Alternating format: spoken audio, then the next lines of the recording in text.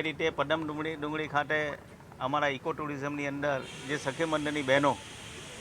જે પાણીની બોટલમાં પાણી આપતા હતા, એ રીતે અહીંયા સખી નીળ નામનું પાણી અહીંયા જ